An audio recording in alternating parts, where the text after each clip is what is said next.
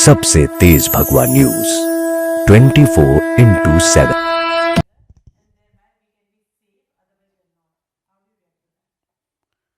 देखिए, अकबरुद्दीन ओवैसी वही है ना जिन्होंने कहा था 15 मिनट के लिए पुलिस हटा दो तो हिंदुओं को मजा चखा देंगे। और अभी मेरे को लव लेटर दिए, हमारे ससुरे की तरफ से आई नोटिस, दामाद से बहुत मोहब्बत करते ना 15 मिनट है। अरे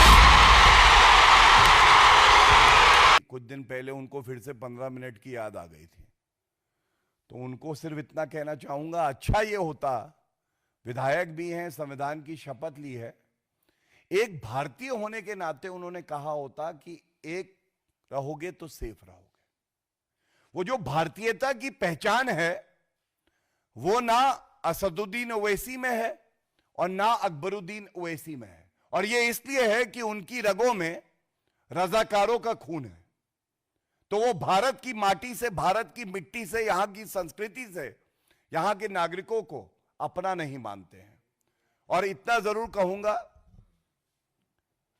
योगी आदित्यनाथ जी अगर दहाड़ देंगे ना तो 15 मिनट की बात करने वाले 15 सेकंड में भाग जाएंगे।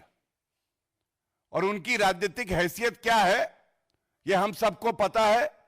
उनका ज्यादा जिक्र करके उनका कद नहीं बढ़ाना है, क्योंकि उनकी सोच को हमें मिट्टी में मिलाना है।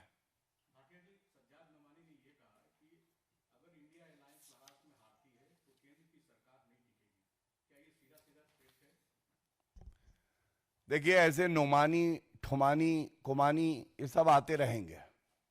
जो उन्होंने कहा है उसकी मूल भावना को समझिए। धार्मिक आधार पे वो कह रहे हैं कि वोट करना, और जब लोकसभा के चुनाव आए थे तो आदरणीय प्रधानमंत्री नरेंद्र मोदी जी ने हैट्रिक लगाई और क्लीन बोल्ड कोई हुआ तो वो नोमानी जैसे लोग थे, हिट विकेट कोई हुआ तो वो बालक बुद्धि राहुल गांधी था। ये सब भी एक हो जाए, इनमें इतना दमखम नहीं है कि नरेंद्र मोदी जी को हरा सके। और इस चुनाव में जब पुनः महाराष्ट्र और झारखंड में हम लोग अपनी विजय पताका को लहराएंगे तो मैं आपसे बता रहा हूं, ये लोग फैक्ट्री की जलेबी खाएंगे।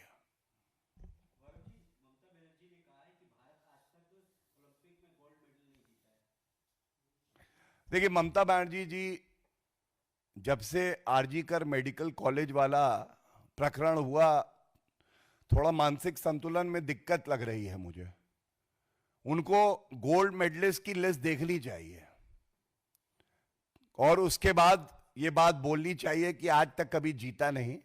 और इतना ही कहूंगा, ये जो मैंने आज प्रेस वार्ता करी है घुसपैठियों की, तो घुसपैठियों पे सबसे पहले घुसपैठियों के साथ बैठ के कोई अगर बिरयानी खाता है तो वो ममता बनर्जी है। और घुसपैठियों की समस्या अगर सबसे ज्यादा कहीं है तो वो पश्चिम बंगाल में है। तो इसलिए भारत तो कई गोल्ड मेडल जीतेगा, लेकिन ममता बनर्जी पहले तय करें कि वो खड़ी कहां है, भारत के साथ है या घुसपैठियों के साथ है।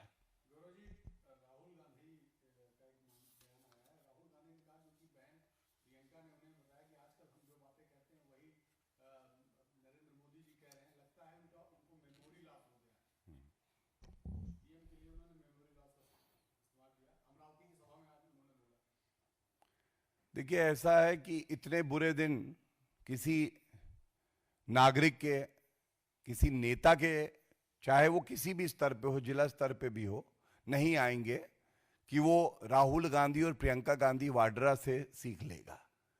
और मैं आपको बता दूं, एक भारत का जो नागरिक है उसकी क्षमता, उसका प्रतिबद्धता देश के प्रति, ये जो नकली गांधी परिवार के सदस्य हैं जिनका उपनाम ही सब कुछ है, उससे कहीं ज्यादा है।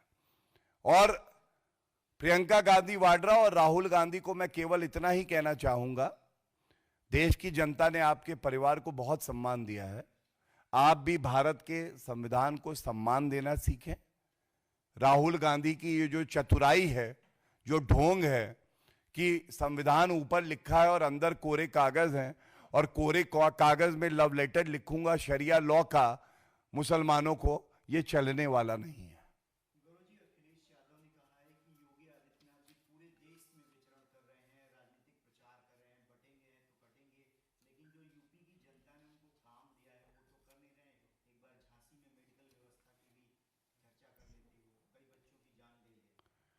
नहीं, वो बहुत ही दुखद प्रकरण है और उत्तर प्रदेश की सरकार और आदरणीय मुख्यमंत्री योगी आदित्यनाथ जी ने संज्ञान लेते हुए सभी उचित जो भी कार्य होने थे वो कर रहे हैं।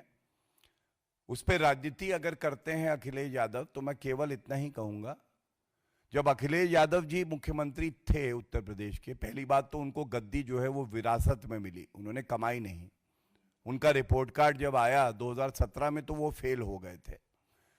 और मुझे याद आता है कि लोग कहते थे 5.5 मुख्यमंत्री हैं, तो सब लोग व्याकुल होकर पूछते थे, जिज्ञासा में आधा मुख्यमंत्री कौन है, तो बताया जाता था वही अखिलेश यादव हैं, बाकी 5 जो है वो उनको दबाते थे। और याद ये भी आ जाता है कि मुजफ्फरनगर दंगे हुए, रोक नहीं पाए अखिलेश यादव। 200 दंगे एक साल में होते थे और अखिलेश यादव जी अपना चार्टर विमान भेजते थे आरोपी मौलाना नजीर, क्योंकि मुसलमान थे, उनको 5 कालिदास मार बुलाने के लिए।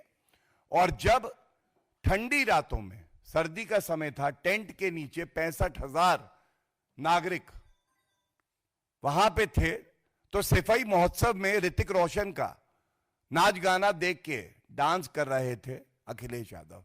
तो कम से कम उनसे हमें सीख नहीं चाहिए।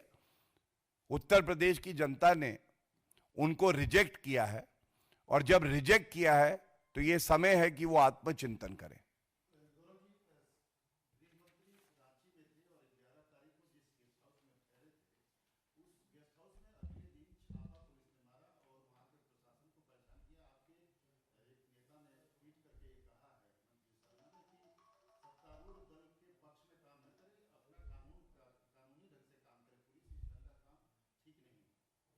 देखिए, क्योंकि आप सही कह रहे हैं, मैं खुद था झारखंड में, जब विपक्षी पार्टी, केंद्र की विपक्षी पार्टियों के हिसाब से कह रहा हूं, जैसे जेएमएम है या और किसी प्रदेश में पुलिस का दुरुपयोग करती है, भाजपा के नेता हों, एनडीए के नेता हों, उनके खिलाफ एफआईआर करती है, रेड करती है, तो कोई नहीं कहता ये पॉलिटिकल वेंडेटा है, ये दुरुपयोग है पुलिस का, जांच एजेंसियों का।